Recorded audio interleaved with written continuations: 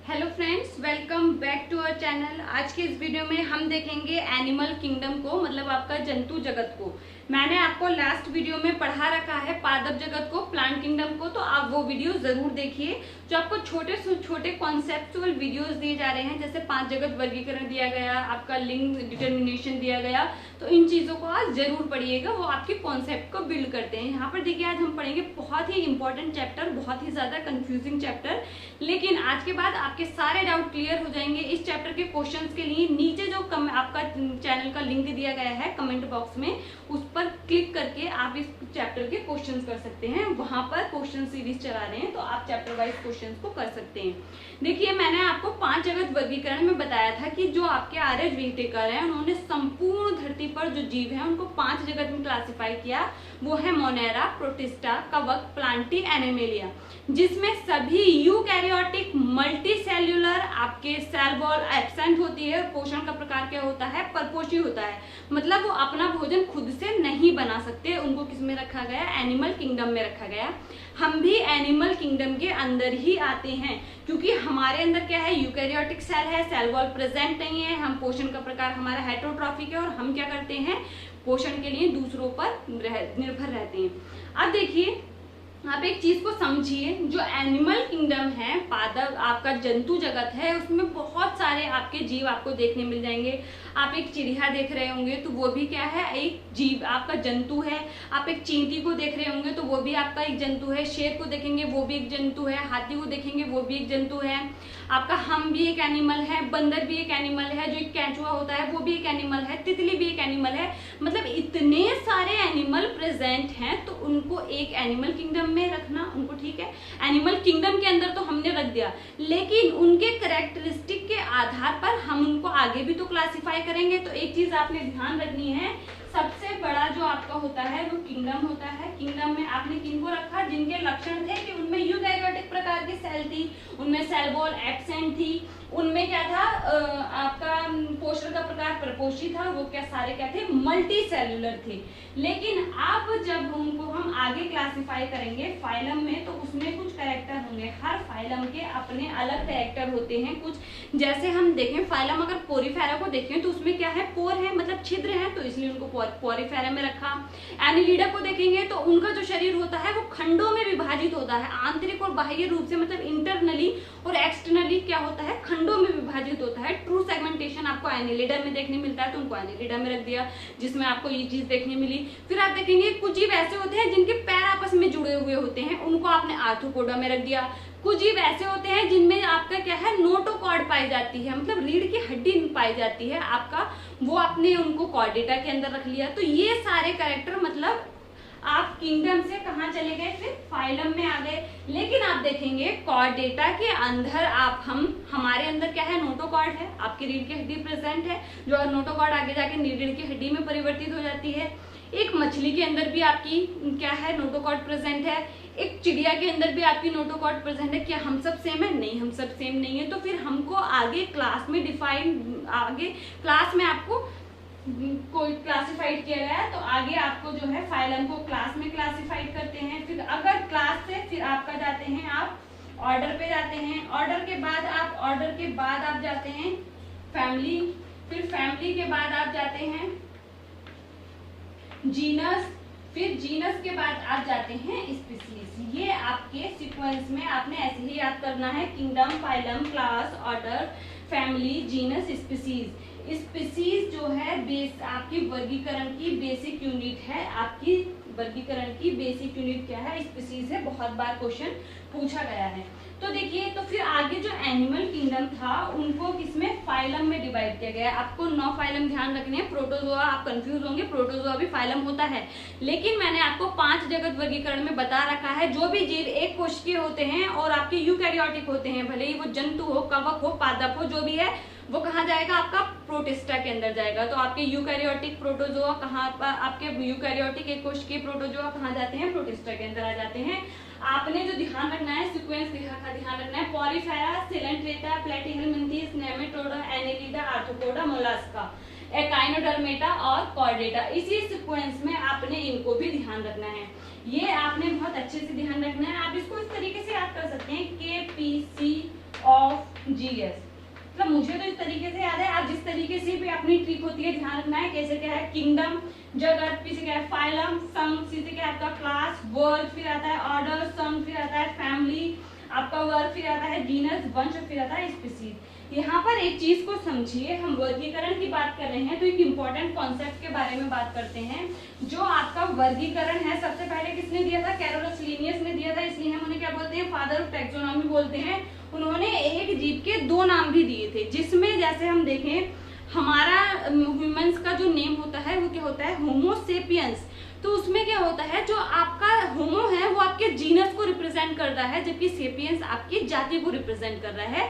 ये आपका द्विनाम पद्धति है जो कि आपकी कैरोलस लिनियस ने दी थी, बहुत इंपॉर्टेंट है। किसी भी एक जीव का पूरे विश्व में एक ही नाम होता है, उसके 2 घटक होते हैं, पहला घटक आपका जीनस को रिप्रेजेंट करता है, दूसरा स्पीसीज को। ठीक है, अब देखिए, अब जो आपके ये हैं, आपके जो 9 संघ मैंने आपको यहाँ दिखाए, फाइलम आपको यहाँ दिखाए, एक चीज यहाँ पर समझने की कोशिश कीजिए। 9 फाइलम को भी आगे मैंने अभी आपको बताया कि कुछ कैरेक्टर के बेस पर रखा होगा आगे, तो उसके कुछ बेसिक कैरेक्टर्स को हम देखते हैं, जो हम आपको देखेंगे कि आप उस वक्त आपको पढ़ने की जरूरत नहीं पड़ेगी। जैसे अगर हम देखें, पहला जो क्राइटेरिया होता है वो होता है आपका कोशिकाओं का। सबसे पहले हमें पता है किसी भी जीव को जीव कहने के लिए उसमें कोशिका जरूर होनी चाहिए। कोशिका बेसिक यूनिट है आपके जीव की। तो कोशिका है तो सबसे पहले यही होगा, कोशिकीय संगठन देखा जाएगा कि उसमें किस प्रकार की कोशिका है, मतलब वो कोशिकाएं ऊतक बना रही हैं, अंग बना रही हैं या नहीं बना रही हैं। एक चीज को समझिए, जो सेल होती है ये तो किसी भी जीव में इंपॉर्टेंट है। सेल मिलकर आपका टिश्यू बनाती हैं, ऊतक बनाती हैं, मतलब समान कोशिकाओं का समूह जो समान कार्य करता है वो टिश्यू कहलाता है। टिश्यू मिलकर आपके ऑर्गन बनाते हैं, मतलब अंग बनाते हैं, ऑर्गन मिलकर फिर आपका सिस्टम बनाते हैं, अंग तंत्र बनाते हैं। जैसे आप देखें आपके शरीर में डाइजेस्टिव सिस्टम है, सर्कुलेटरी सिस्टम है, ये सारे क्या है आपके सिस्टम है। डाइजेस्टिव सिस्टम में आप देखेंगे अलग अलग अंग काम करते हैं। जैसे आप देखेंगे अमाशय भी है, मुख भी है, अमाशय भी है, आपका छोटी आंत भी है, बड़ी आंत में भी है। तो ये सारे मिलकर क्या बना रहे हैं, सिस्टम बना रहे हैं। तो यहाँ पर अगर हम देखें, यहाँ पर ऑर्गेनाइजेशन देखें जीवों का, तो पहला बहुत ही सिंपल तरीके से पढ़ रहे हैं हम। तो देखिए पहला है आपका लेवल ऑफ ऑर्गेनाइजेशन, मतलब जीवों का आपने स्तर को देखना है, जीवों के स्तर को देखना है, मतलब वो सेल्यूलर है। तो देखिए सेल्यूलर लेवल ऑफ ऑर्गेनाइजेशन, मतलब आपका वो सेल्यूलर है, टिश्यू बना रहे हैं, आपका ऊतक बना रहे हैं कि नहीं, अंग है या नहीं है। तो यहाँ पर देखिए जो सेल्यूलर लेवल आपका जो प्रेजेंट होता है वो पॉलीफेरा में प्रेजेंट होता है। यहाँ पर सेल्यूलर लेवल होता है, कोशिकाएं मिलकर ऊतक नहीं बनाती हैं। सबसे पहले जो ऊतक बने थे मिलकर कोशिकाओं ने ऊतक बनाया था, तो किसमें मिला था आपको, सेलेंट्रेटा में। प्लेटीहेल्मिन्थेस जो है वो आपका क्या कर रहे हैं, आपका ऑर्गन बना रहे हैं, लेकिन इनमें ऑर्गन सिस्टम नहीं होता है। नेमाटोडा से लेकर आपका कॉर्डेटा तक ही आपने सीक्वेंस याद रखा है, Nematoda, Annelida, arthropoda, Mollusca, echinodermata, Chordata में यहाँ पर ऑर्गन सिस्टम पाया जाता है, मतलब सिस्टम पाया जाता है। सेल्यूलर लेवल मतलब जिसमें टिश्यू नहीं बनते, सेल मिलकर टिश्यू नहीं बनाती है। यहाँ पर सेल्यूलर बहुकोशिकीय सेल होती हैं, क्लस्टर होते हैं, उनके आपस में जुड़ी होती हैं, लेकिन वो मिलकर टिश्यू फॉर्म नहीं कर रही हैं, ऊतक नहीं बना रहे हैं। तो ये किसमें है, पॉलीफेरा में सेल्यूलर लेवल ऑफ ऑर्गेनाइजेशन है, कोशिकीय संगठन है। ऊतकीय संगठन आपको सबसे पहले सेलेंट्रेटा में मिला, और यहाँ पर सिर्फ ऊतकीय संगठन है, ऊतक मिलकर अंग नहीं बना रहे हैं। अंग सबसे पहले आपके प्लेटीहेल्मिन्थेस के अंदर बने, प्लेटीहेल्मिन्थेस के अंदर सिर्फ अंग पाए जाते हैं, अंग सिस्टम यहाँ नहीं मिलता है। आपका एनेलिडा से आपका नेमाटोडा से लेके कॉर्डेटा तक सब में क्या है, सिस्टम प्रेजेंट होता है। ठीक है, फिर बात आती है दूसरा जो है सिमेट्री का आता है। सममिति के आधार पर जीवों को वर्गीकृत किया गया है, किसके आधार पर, सममिति के आधार पर, ऑन द बेसिस ऑफ उनकी सिमेट्री जो होती है। अब इस चीज को समझिए, सिमेट्री 3 प्रकार के होते हैं, मतलब एसिमेट्रिकल होते हैं, आपका सिमेट्रिकल होते हैं। आप देखिए सिमेट्री में क्या होगा, एसिमेट्रिकल कौन से जीव होंगे, जैसे आप इस तरीके से पॉलीफेरा को उदाहरण, पॉलीफेरा इस तरीके से जुड़े हुए होते हैं। आपको आप इसको किसी भी एक्सिस से कट करेंगे तो ये आपको 2 समान भागों में कटा हुआ नजर नहीं आएगा। ये क्या है आपका एसिमेट्रिकल है। तो ये किसमें होता है, आपका पॉलीफेरा में होता है, ध्यान रखना है। आप उनको इस तरीके से पॉलीफेरा को देखिए, आप उनको किसी भी एक्सिस से कट कट करेंगे तो ये आपको दो बराबर भागों में नहीं बटा हुआ दिखेगा। तो ये कौन से जीव है, एसिमेट्रिकल है। और कौन से जीव एसिमेट्रिकल होते हैं, पॉलीफेरा संघ के जीव एसिमेट्रिकल होते हैं। अब दूसरी चीज को समझिए, आप एक स्टार फिश का एग्जांपल लीजिए। जो स्टार फिश है, स्टार का एग्जांपल लीजिए। आप इसको किसी भी एक्सिस के अलोंग काटेंगे तो ये क्या है, आपका दो बराबर भागों में डिवाइड हो जाएगा। तो मतलब किसी भी, मतलब बहुत सारे एक्सिस आपको मिल रही है, आप इससे भी काट सकते हैं, इससे भी काट सकते हैं, इससे भी काट सकते हैं, तो आपको दो बराबर भागों में वो जीव डिवाइड हो जाएगा। तो ये क्या है, आपका रेडियल सिमेट्री है। और ये किसमें पाई जाती है, सेलेंट्रेटा और इकाइनोडर्मेटा।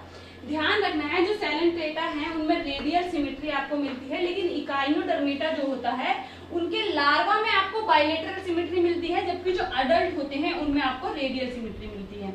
अब बाइलेटरल सिमेट्री को समझिए, जैसे हम अगर ह्यूमंस को देखें, हम ह्यूमंस जो हैं हमारा, सॉरी हाँ तरीके से देखिए, हम ह्यूमंस जो हैं अगर हम एक एक्सिस यहाँ लें, अपने शरीर के बीच से अपने आप को कट लगाएं तो हमारा शरीर जो है दो बराबर भागों में बट जाएगा।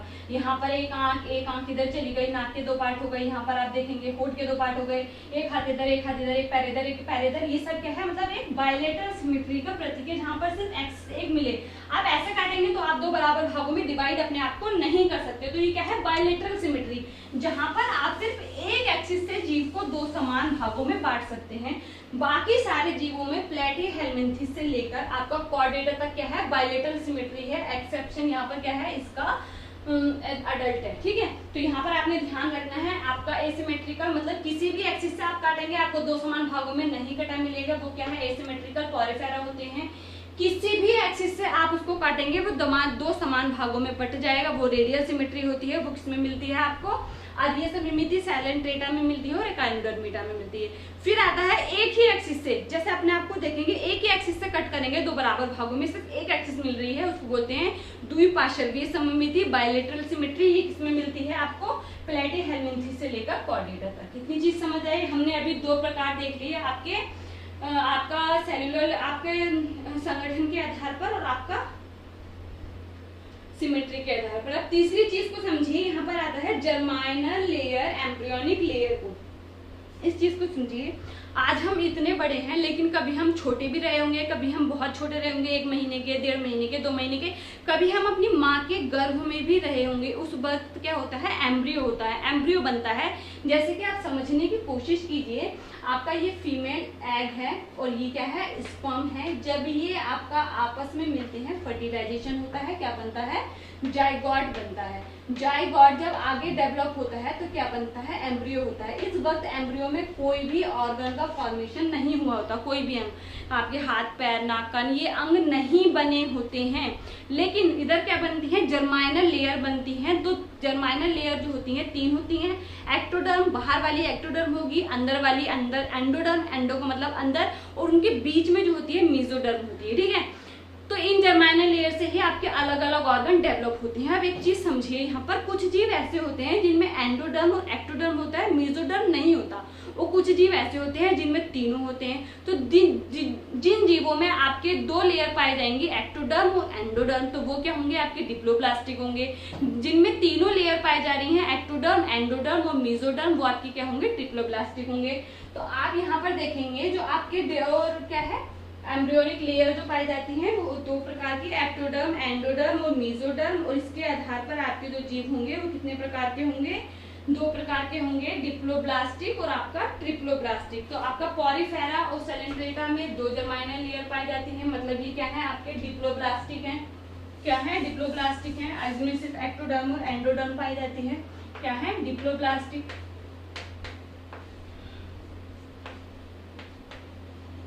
फिर आता है आपका ट्रिप्लोब्लास्टिक, जिनमें 3 लेयर पाई जाती है, प्लेटीहेल्मिन्थेस से लेकर कॉर्डेटा तक कितनी 3 लेयर पाई जाती है। इनका एक नेक्स्ट वीडियो में आपको एक चार्ट मिल जाएगा पूरा, ठीक है।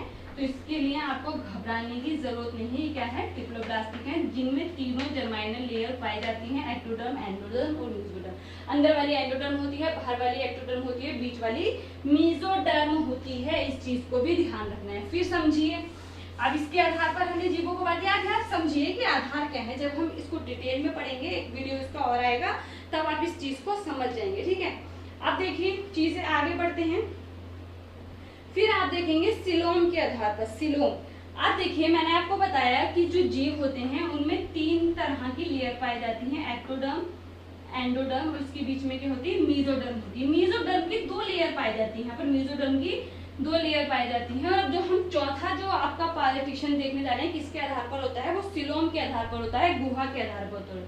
जो ट्रिप्लोब्लास्टिक एनिमल होते हैं उनमें मीजोडर्म क्या है, 2 लेयर पाई जाती हैं। तो यहाँ पर ये मीजोडर्म क्या हो जाती है, स्प्लिट हो जाती है, मतलब अपनी बीच जगह कर लेती है, गुहा कर लेती है, कैविटी बना देती है।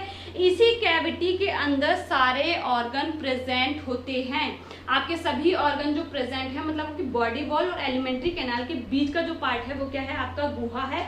वो किससे बनता है, मीजोडर्म। इस तरीके से उसकी 2 लेयर है, वो आपस में अलग हो जाएंगी, एक जगह बना लेंगी, उसको कैविटी बोल रहे हैं, गुहा बोल रहे हैं। और यही गुहा क्या कहलाती है, आपकी कैविटी कहलाती है। और इसी के आधार पर जीव 2 प्रकार के होते हैं, 3 प्रकार के होते हैं आपके, ये सिलोमेट, मतलब जिनमें नहीं पाई जाती, सिलोमेट और स्यूडोसिलोमेट। सिलोमेट और स्यूडोसिलोमेट। स्यूडो का मतलब क्या होता है आपका, फॉल्स। स्यूडोसिलोमेट यहाँ पर समझिए, जो आपका पॉलीफेरा होते हैं उनमें कोई भी वो उनमें सिलोम नहीं पाई जाती, ना ही फॉल्स सिलोम पाई जाती है, ना ही ट्रू सिलोम पाई जाती है। तो ये क्या है, आपके ए सिलोमेट है। ये क्या है, आपके ए सिलोमेट है। और यहाँ पर क्या आप देखेंगे, ए सिलोमेट के जो एग्जाम्पल होगा आपका पॉलीफेरा होगा, मतलब इनमें कोई भी कैविटी नहीं पाई जा रही है। ए सिलोमेट के अंदर कोई भी कैविटी नहीं पाई जा रही है। तो कौन कौन से हैं, पॉलीफेरा भी होगा, सेलेंट्रेटा भी होगा, प्लेटिहेल्मिन्थेस भी होगा। नेमेटोडा आपने ध्यान रखना है, यहाँ पर जो आपकी है वो स्यूडोसिलोमेट पाई जाती है, मतलब फॉल्स सिलोमेट पाई जाती है, स्यूडोसिलोमेट। ठीक है, ये 7 प्रकार की नहीं होती, ट्रू सिलोमेट नहीं होती। वास्तविक सिलोम कहाँ पाई जाती है, आपकी एनेलिडा से कॉर्डेटा तक। ये चीज ध्यान रखनी, ठीक है।